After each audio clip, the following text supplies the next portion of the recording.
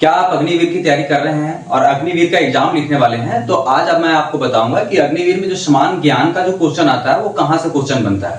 चलिए आपको मैं बताता हूँ, आप हमारे साथ बने रहिए। अभी तक मैं जितना भी देखा हूँ एग्जाम में और जितने भी एग्जाम में मैं देख चुका हूँ, वो सारा अनुभव हमारा है कि इससे बाहर क्वेश्चन कहीं नहीं पूछेगा। आपको जितने भी टॉपिक में बता रहा हूँ उसी टॉपिक में से कहीं ना कहीं से आपको क्वेश्चन पूछेगा। तो चलिए मैं आपको टॉपिक वाइज टॉपिक आपको मैं बताऊंगा कि कहाँ से क्वेश्चन बनता है। ठीक है, आप हमारे साथ बने रहिए। चलिए मैं शुरू करता हूँ कि सबसे पहले आप देखिए कि अग्निवीर आर्मी भर्ती क्वेश्चन कहाँ से बनता है। तो मैं आज आपको बताऊंगा समान ज्ञान का, सिर्फ आज समान ज्ञान का आपको मैं बताऊंगा कि समान ज्ञान का क्वेश्चन कहाँ से बनता है। तो आप हमारे पीछे देख सकते हैं कि हमारे पीछे सबसे पहले क्या है, वर्तमान में कौन क्या है। वर्तमान में कौन क्या है आपको इतना पता होना चाहिए। जो एग्जाम में पूछता है वो 10th लेवल का एग्जाम होता है। 10th लेवल के जो स्टूडेंट होते हैं, जो हमारे कैंडिडेट आते हैं, उनको इतना पता नहीं होता। इसलिए जो मेन चीज होता है उसके बारे में पूछा जाता है। तो पहले क्या है, वर्तमान में कौन क्या है।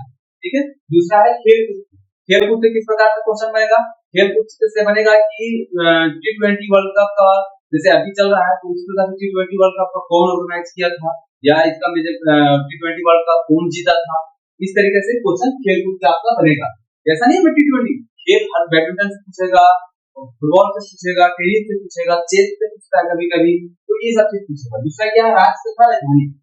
राज्य तथा राजधानी में क्या होता है कि राज्य तथा राजधानी में आपको पूछेगा। अब ये क्या होता है, बहुत सारे कैंडिडेट हम झारखंड बिहार से हैं, तो हमको झारखंड बिहार यूपी मध्य प्रदेश ये सारा पता होता है। लेकिन छात्र में क्या होता है कि बहुत सारे कैंडिडेट को आप मिजोरम तरफ चले जाइए, मिजोरम, त्रिपुरा, मेघालय, असम, नागालैंड, इसका पता ही नहीं होता है। यह पता होता है तो कंफ्यूज हो जाता है, इसलिए राज्य और राजधानी के बारे में भी पूछता है। चौथा क्या हो गया, राज्य के त्योहार। राज्य के त्योहार मतलब क्या हो गया कि आप देखिए, आपको क्वेश्चन आएगा, बोलेगा कि बिहू किस राज्य का प्रसिद्ध त्योहार है, तो आपको पता होना चाहिए कि बिहू किस राज्य का है। ठीक है, तो इस तरह से किसी बहुत सारे ऐसे राज्य हैं जहाँ पे अनेक अनेक प्रकार का जो फेस्टिवल होता है उसके बारे में आपको पता होना चाहिए। अगला क्या है, अभ्यारण्य से संबंधित। अभ्यारण्य से संबंधित मतलब आप क्या समझ रहे हैं, अभ्यारण्य करने का मतलब है कि आपको किस चीज के बारे में पूछेगा कि जैसे हो गया आपका जो जहाँ जहाँ जानवर रखा जाता है, बड़े बड़े पशु का जो अभ्यारण्य होता है, जैसे अभी हमारे झारखंड में भी है नेशनल पार्क के नाम से हम लोग जानते हैं।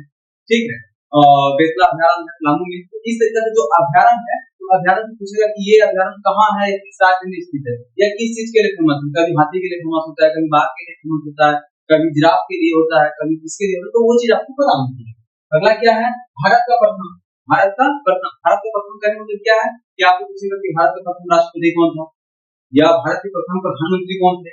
इस तरीके से क्वेश्चन, या भारत के प्रथम महिला मुख्यमंत्री कौन थी, ये भी क्वेश्चन बनता है और आता है, कई बार आया है। भारत के प्रथम महिला मुख्यमंत्री कई बार आया है। भारत के प्रथम आईपीएस महिला आईपीएस कौन थी, ये कई बार आया है। और ये पता नहीं आएगा नहीं आएगा देखो, लेकिन कई बार आ चुका है। इससे प्रथम से भी क्वेश्चन बनता है और इस बार भी बनेगा। नारे, नारे से भी क्वेश्चन बनता है। नारे से क्या क्वेश्चन बनता है, जैसे करो या मरो का नारा किसने दिया, करो या मरो का नारा किसने दिया, तो करो और मरो का नारा किसने दिया वो आपको पता होना चाहिए। इस तरह से और बहुत सारे नारे हैं जिसके बारे में आपको पढ़ना पड़ेगा। अगला है लेखक व कवि। लेखक व कवि, कोई पुस्तक का नाम दे दिया और उसके कवि के बारे में पूछ लिया, लेखक के बारे में पूछ लिया कि किसके लेखक है। आनंद मठ, क्वेश्चन आएगा कि आनंद मठ के लेखक कौन है, तो आपको पता होना चाहिए कि कौन है आनंद मठ का, कौन है, प्रेमचंद। अगला क्या है, पुरस्कार। पुरस्कार से भी क्वेश्चन आएगा कि मान लीजिए अर्जुन अवार्ड, अर्जुन पुरस्कार किस खेल से किस क्षेत्र में दिया जाता है, अर्जुन पुरस्कार किस क्षेत्र में दिया जाता है, तो आपको पता होना चाहिए कि अर्जुन पुरस्कार किस में दिया जाता है, खिलाड़ियों को दिया जाता है खेल से संबंधित। ठीक है, तो इस तरीके से फिल्म से संबंधित भी जो पुरस्कार दिया जाता है, वैज्ञानिक लोग को भी दिया जाता है, एक्टर कलाकार जो होता है सभी, हर क्षेत्र का अलग अलग पुरस्कार बटा हुआ है। ये नहीं कि अर्जुन पुरस्कार उठाया और मैं अभिनेता को दे दिया, ऐसा नहीं। ओके, बाकी समाधि स्थल भी पूछा जाता है कि महात्मा गांधी का समाधि स्थल कहाँ है, सबको पता है राजघाट, नहीं पता है तो पता कर लो भाई।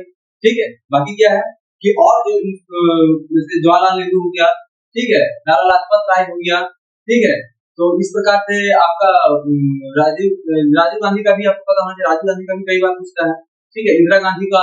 तो इस तरह से आपको ये समाधि स्थल भी पता होना चाहिए। अगला है उपनाम।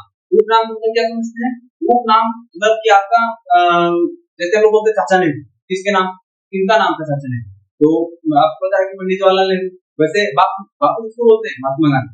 तो इस प्रकार जिसका उपनाम है नेताजी, नेताजी किसको बोलते हैं? सुभाष चंद्र बोस। तो ये उपनाम आपको पूछेगा। जैसे अभी का हुआ, अभी का जो क्वेश्चन आने लगा है जो एग्जाम में, वो क्वेश्चन किस तरह से आता है मैं आपको बताता हूँ। आता है कि हॉकी में क्वेश्चन पूछेगा, क्वेश्चन आएगा कि हॉकी में, आपको ऐसे बताता हूँ कि हॉकी में बोलेगा कि हॉकी में सरपंच के नाम किसे जाना जाता है हॉकी में। तो हॉकी में आपको पता होना चाहिए कि हॉकी में सरपंच को किस खिलाड़ी को बोला जाता है। तो हॉकी का जो कप्तान है उसको सरपंच के नाम से जाना जाता है और लोग पुकारते हैं। ठीक है, इंडिया क्रिकेट टीम में अगर देखा जाए तो सरपंच किसको बोला जाता है? तो सरपंच सुरेश अय्यर को बोला जाता है। ठीक है, तो ये चीज आपको पता होना चाहिए कि उपनाम अभी पूछा जा रहा है, कई बार पूछते हैं। समझिए। अगला अगला है पड़ोसी देश का नाम। आप भारत में रह रहे हैं तो आपको अपने पड़ोसी देश के बारे में पता होना चाहिए। अगर आप आर्मी में रह रहे हैं तो आपको अपने पड़ोसी देश के बारे में पता होना चाहिए। पड़ोसी देश आपका कौन कौन सा हो गया?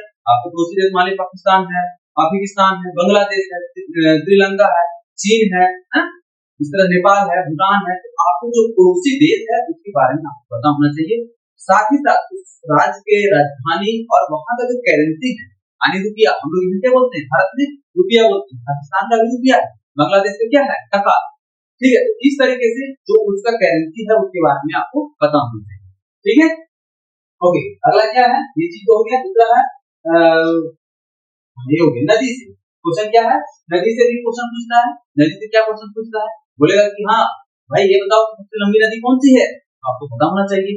सबसे छोटी नदी कौन सी है? पता होना चाहिए। फलानी नदी का उद्गम स्थल कहाँ से है? तो आपको ये चीज पता होना चाहिए। ये पढ़ना पड़ेगा, आपको ये याद करना पड़ेगा। चलिए अगला, दर्रा से संबंधित। दर्रा से संबंधित, दर्रा मतलब क्या हुआ? दर्रा से संबंधित होता है, नदी का दर्रा आपको कहाँ मिलेगा? जम्मू कश्मीर, अरुणाचल प्रदेश, उत्तराखंड, जहाँ पे पहाड़ी इलाका है, असम, जहाँ पहाड़ी इलाका मतलब क्या हो गया कि मान लीजिए कि ये पहाड़ है और एक ये पहाड़ है, तो इस दोनों के बीच में, ये दोनों के बीच में जो रास्ता है उसको हम लोग बोलते हैं दर्रा। ठीक है, क्या बोलते हैं? दर्रा। ये जो बीच का रास्ता है तो ये कहाँ बनेगा? जहाँ पहाड़ी इलाका है, जहाँ पहाड़ ज्यादा है। तो आपको ये चीज दर्रा से संबंधित क्वेश्चन आपको पता होना चाहिए। अगला क्या है? मंदिर व राज। मंदिर व राज, किस मंदिर? जैसे आपको पूछेगा यहाँ भाई कोणार्क मंदिर कौन सी राज्य में? क्वेश्चन आएगा कोणार्क मंदिर किस राज्य में? तो आपको पता होना चाहिए। सूर्य मंदिर कौन सी राज्य में है? गोल्डन टेम्पल किस राज्य में है?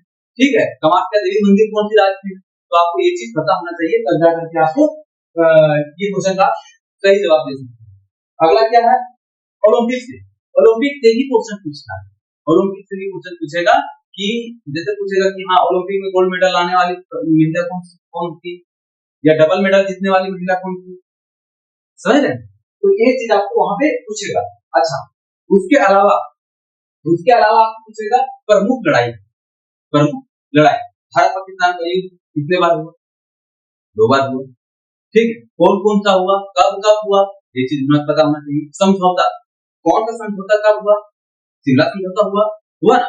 तो इस तरह से समझौता के बारे में भी आपको पता होना चाहिए कि क्वेश्चन पूछेगा कि हाँ भाई शिमला समझौता में किन देशों के बीच में हुआ, तो आपको ऑप्शन दिया हुआ है, आपको ध्यान देना है। ठीक है, बाकी बांध से भी पूछता है।